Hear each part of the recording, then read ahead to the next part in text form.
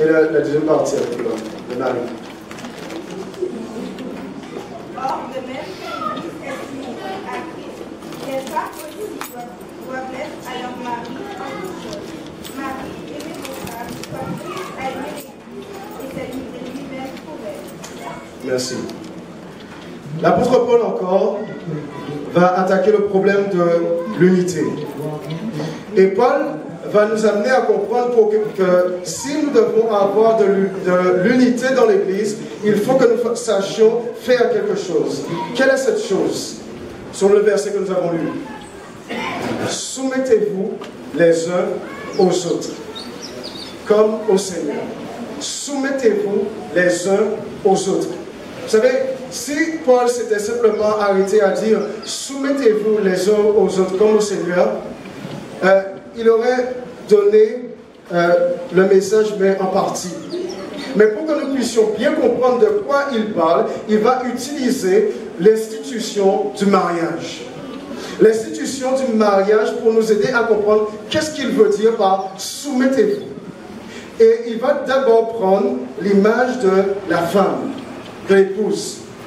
Et je me suis demandé, mais pourquoi Paul, ici, ne respecte pas l'ordre établi? Parce que c'est d'abord le mari qui est le chef, et ensuite la femme. Vous êtes d'accord avec moi? D'abord le mari, et ensuite la femme. Mais ne voit-il pas qu'il parle d'abord à la femme? Vous savez, parce que les femmes, vous allez mettre aussi les femmes. Est-ce qu'il y a des femmes dans la salle? Oh, il n'y a pas de femmes. Il n'y a pas de femmes dans la salle? De vraies femmes. Il y a des femmes dans la salle? Oui. Et donc, il y a quelque chose que les femmes savent faire. La femme vertueuse, elle sait faire quelque chose. Elle sait se soumettre. Et vous savez, lorsque vous regardez le mot dans le grec, le mot est upotasso. Upo, dont nous tirons hypotension. Lorsque vous êtes en hypotension, en hypertension, vous êtes en trop forte tension. Mais lorsque vous êtes en hypotension, votre tension est trop basse. Donc les femmes savent se mettre. Dites-le avec moi, les femmes. Les femmes savent se mettre. Hein? Elles savent se mettre en bas. En bas. Elles savent se mettre. Répétez avec moi. En bas. Là où on n'aime pas être. Ce qu'on n'aime pas faire. Se mettre en bas. Mais je ne parle pas de n'importe quelle soumission ici. Je parle d'une soumission qui est volontaire. Je parle d'une soumission qui est forte. Et je vais prendre l'exemple d'une femme dans l'Ancien Testament qu'on appelait Hadassah. Pour vous montrer de quoi je veux parler ici. Parce que c'est très important, parce que ça va nous aider à comprendre qu'est-ce que veut dire l'apôtre Paul quand il dit que l'homme doit aimer sa femme. La femme Hadassah. Vous savez, cette femme Hadassah, lorsque vous regardez son histoire dans l'Ancien Testament, c'est une femme qui se trouve un moment dans une situation où le peuple d'Israël est en danger de mort. Et cette femme va devoir aller devant le roi. Mais lorsqu'elle va devant le roi, elle n'a aucune permission. Et selon la loi des Mèdes et des Perses, si elle se rendait devant le roi sans permission, elle devait mourir. Mais vous savez, cette femme, qu'est-ce qu'elle va faire? Elle va premièrement faire quoi? Elle va prier. Laissez-moi vous dire que lorsque une église se met en prière, il y a de la puissance. Lorsqu'une église se met en prière, il y a des choses qui changent. Lorsqu'une église se met en prière, il y a le statu quo. Les choses qui sont au statu quo, elles changent. Parce que lorsque nous nous mettons en prière devant l'Éternel. Et les choses doivent changer. C'est d'abord une femme qui sait prier. Ensuite, c'est une femme qui, lorsqu'elle prie, la prière, c'est pas simplement prier et on attend la réponse de l'Éternel. La prière, c'est se mettre en action. Donc, elle va aller devant le roi. Elle va dominer sa peur. Et elle va se présenter au roi. Et elle aurait pu présenter son problème de but en blanc, comme ça. Mais elle va agir avec sagesse. Elle va agir avec sagesse.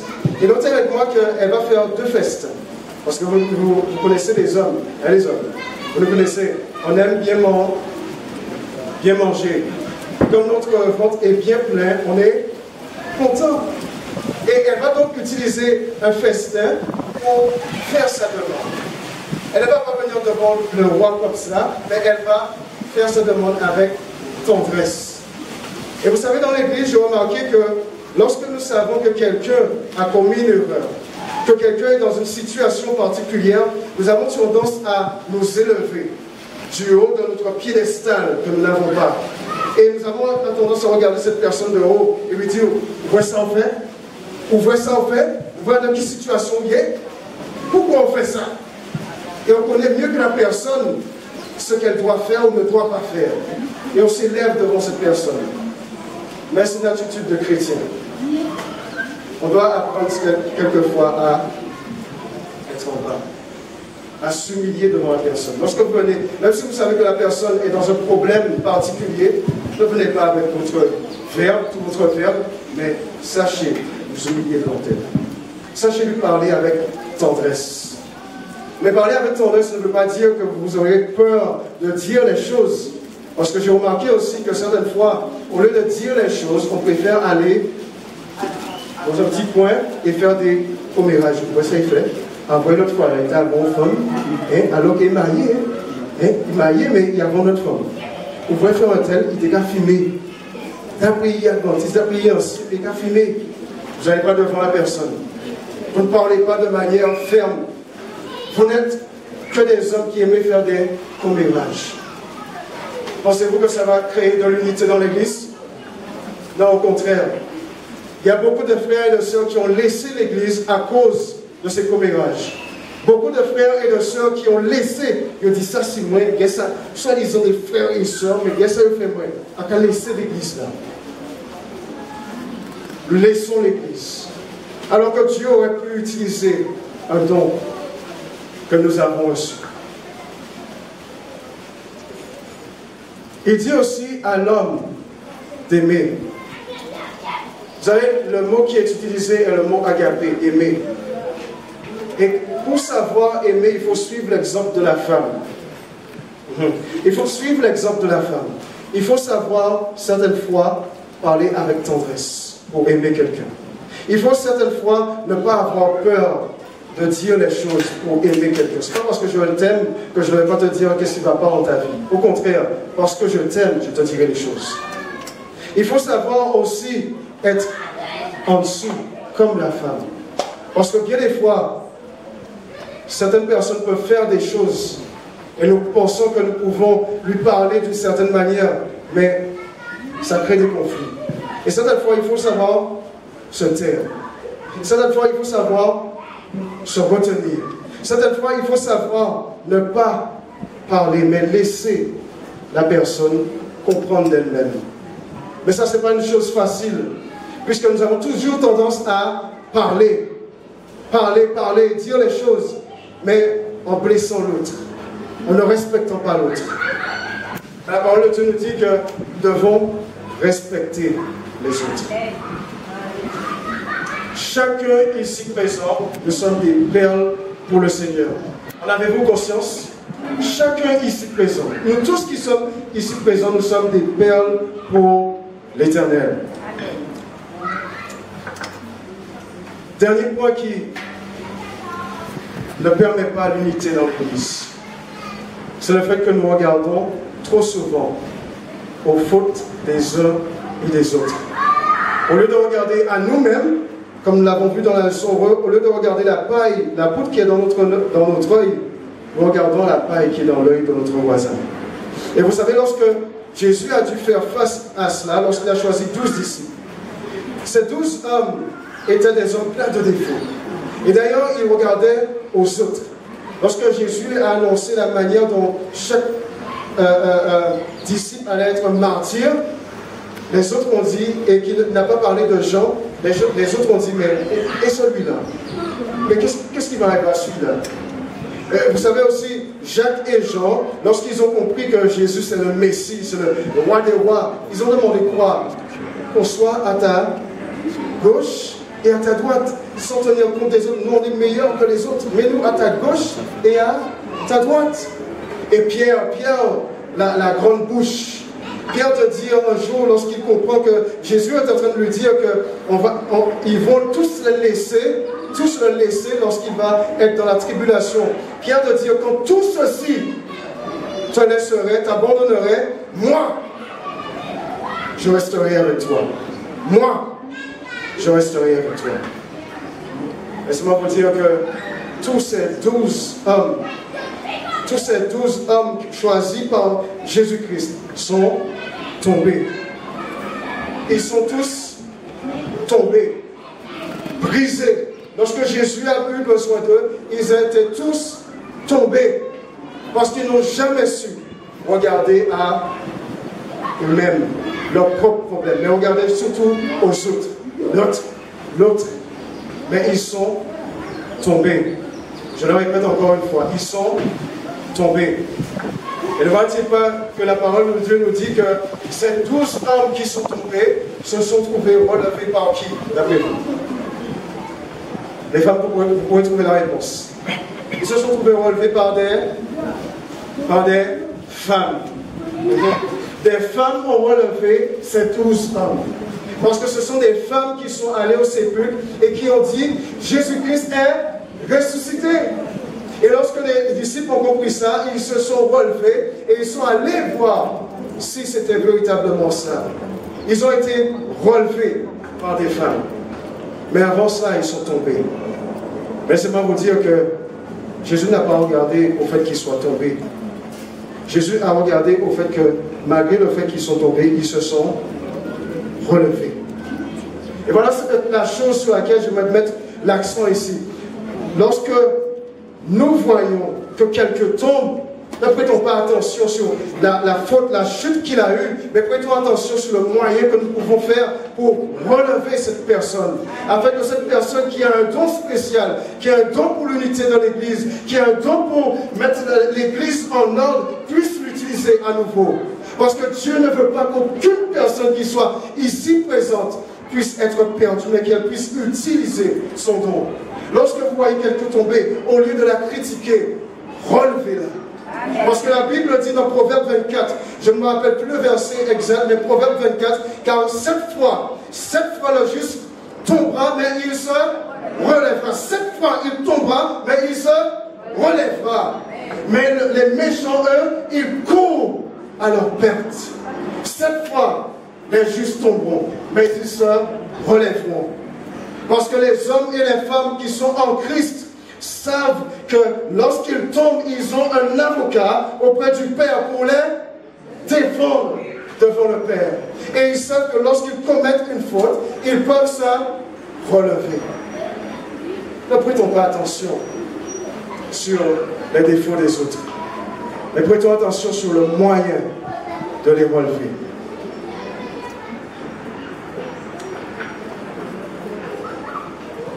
Paul, ici, nous amène à comprendre qu'il y a des dons. Tu as reçu un don, le frère a reçu un don, la soeur a reçu un don, elle a reçu un don. Nous tous ici, nous avons reçu quelque chose de la part de Dieu qui doit permettre que l'évangile soit prêché dans le monde entier. Nous tous ici présents, nous avons quelque chose à apporter. Il y a diversité de personnes ici. Mais il ne doit pas avoir de position. Il ne doit pas avoir de conflit. Parce qu'il y a un seul et même esprit qui les distribue à tous et à toutes et comme il le veut. C'est-à-dire que vous n'avez pas à décider qui doit recevoir le don. Si Dieu a décidé de placer tel frère en tant qu'ancien, vous devez l'accepter comme il est. Peu importe. Vous dites, mais voilà, c'est ancien. Mais non. Moi, j'ai plus de connaissances que ce frère. Moi, j'ai plus de qualité que ce frère. Si Dieu l'a élu en tant qu'ancien, Dieu le qualifie également. Si Dieu t'a choisi pour être un diacre, sois un diacre pour la gloire de Dieu. Lorsque nous faisons par exemple une bienvenue, ne faites pas juste une bienvenue juste pour la faire, mais faites-la avec gaieté de cœur, faites-la avec passion, qu'on voit que vous investissez dans ce que vous faites. Parce que nous tous ici présents, nous devons proclamer l'évangile. Jésus revient bientôt, n'est-ce pas? Aïe, aïe, aïe. Quand j'entends des amen comme ça, je me dis que, vous savez pourquoi? Parce que les dons qu'on a, on ne les utilise pas encore. Vous êtes tous ici présents. Vous avez tous quelque chose à apporter.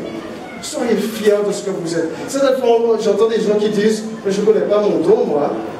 Je ne sais pas quel don que j'ai reçu de la part de l'Éternel. Laissez-moi vous dire que vous avez des frères et des sœurs qui vous voient et qui connaissent votre don. Et ces frères et ces sœurs peuvent vous guider. Chers frères et sœurs, guidez ceux qui ne connaissent pas leur don. Apprenez-les à pratiquer leur don pour la gloire de Dieu. Parce que notre Seigneur Jésus-Christ revient bientôt. Le livre de l'Apocalypse nous dit une chose. Vous allez voir ça, ce sera notre dernier texte, parce que je sais que l'heure est déjà très avancée. Le livre de l'Apocalypse nous dit quelque chose dans Apocalypse 22. Apocalypse 22, le verset 17. Il y a beaucoup de fois. Apocalypse 22, verset 17. Je vais lire ce qui suit. L'esprit et l'épouse disent, viens. L'esprit et l'épouse disent, viens. Lorsque j'ai lu ce verset, j'ai compris que l'Esprit de Dieu n'a qu'un seul but ici. C'est que nous tous ici présents, nous nous alliancions, que nous soyons unifiés pour dire une seule chose, que Jésus-Christ vienne. Parce qu'il faut que Jésus-Christ vienne. Il faut que le monde voit qu'il y a un peuple qui adore l'Éternel. Il y a un peuple qui est fier d'adorer le Dieu des cieux. Il y a un peuple qui ne se laisse pas, qui ne suit pas les tendances de la société, qui est d'être désuni. Mais un peuple qui s'unit ensemble, qui sait qu'est-ce que c'est que la véritable alliance et qui marche comme une seule épouse vers son Dieu. Laissez-moi vous dire que dans les derniers temps, il y aura aussi une épouse qui va se présenter. Une épouse qui sera aussi belle. Une épouse qui sera là pour séduire les hommes. Une épouse qui sera là pour montrer qu'elle sert aussi son maître. Et laissez-moi vous dire que le temps approche où cette épouse va se parer de tout son mascara, de tous ses attraits pour attirer les hommes et les femmes à elle. Cette épouse va faire en sorte que tous les hommes puissent adorer l'ennemi. Laissez-moi vous dire que cette épouse fera que tous soient unis, une unité dans la diversité, tout comme nous. Comment ferons-nous la différence? Comment ferons-nous la différence entre cette épouse qui amène les hommes vers la perdition et l'autre épouse qui amène les hommes vers Christ? Comment? Comment si nous n'apprenons pas à nous unir dès maintenant? Comment si nous n'apprenons pas dès aujourd'hui, comme une épouse qui sait être sous l'autorité de son mari, à nous soumettre les uns aux autres, à faire en sorte que mon frère, ma soeur puisse être élevé, non pas moi, mais lui, toujours à chercher les intérêts de l'autre, non pas de moi, mais de l'autre. Parce que Christ a toujours fait cela. Au lieu de s'élever lui-même, il a élevé son Église. Il l'a élevée pour qu'elle soit belle. Il l'a élevée pour qu'elle soit rayonnante. Donnons raison à Jésus-Christ. Je vais finir avec cette expérience. Parce que vous savez, tout homme ici présent, toute femme ici présente, a une expérience qu'il a faite avec l'Éternel et qu'il a ancrée en Jésus-Christ. Laissez-moi vous dire que lorsque j'étais à Trinidad et que j'étais parti pour les études, je me disais que devenir pasteur est un honneur et que devenir pasteur allait me propulser devant les membres, que j'allais être une sorte de star et que j'allais montrer qui je suis pour que les gens voient Christopher Monchet. Je voulais paraître devant les hommes, paraître devant les femmes. me montrer.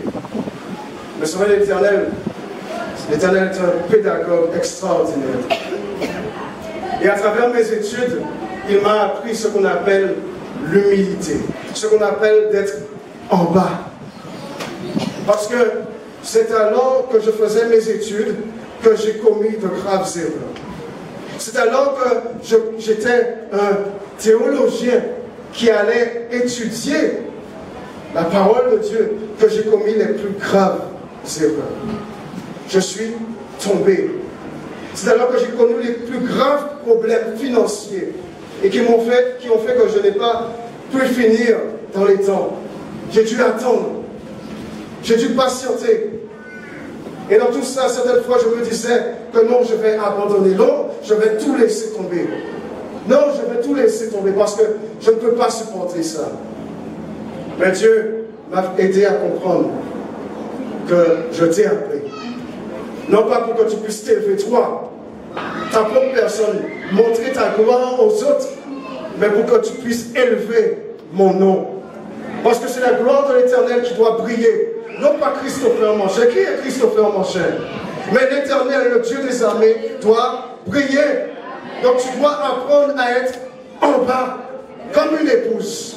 Amen. Tu dois apprendre ça. Amen. Parce que ce n'est qu'un homme qui sait qu'est-ce que c'est d'être tombé, qui peut et qui sait se relever en Jésus-Christ, qui peut apprendre aussi au monde qui les entoure et qui sont tombés de se relever et de marcher vers Christ.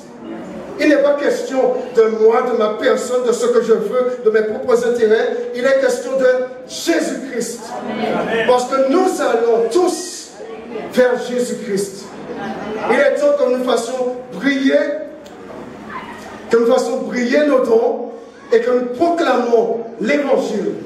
Parce que l'Esprit et l'Église doivent dire à l'épouse, viens.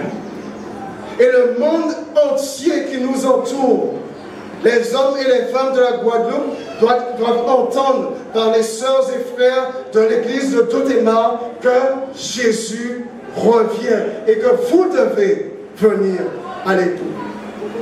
Laissez-moi vous dire que l'Éternel a mis une épouse à mes côtés. Et c'est elle qui m'a permis de tenir dans mes moments difficiles.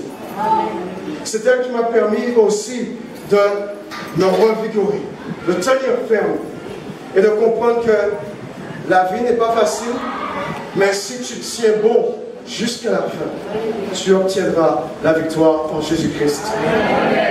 Et si ici je suis présent, ce n'est pas simplement pour dire de belles paroles, mais c'est pour que vous pratiquiez ces choses.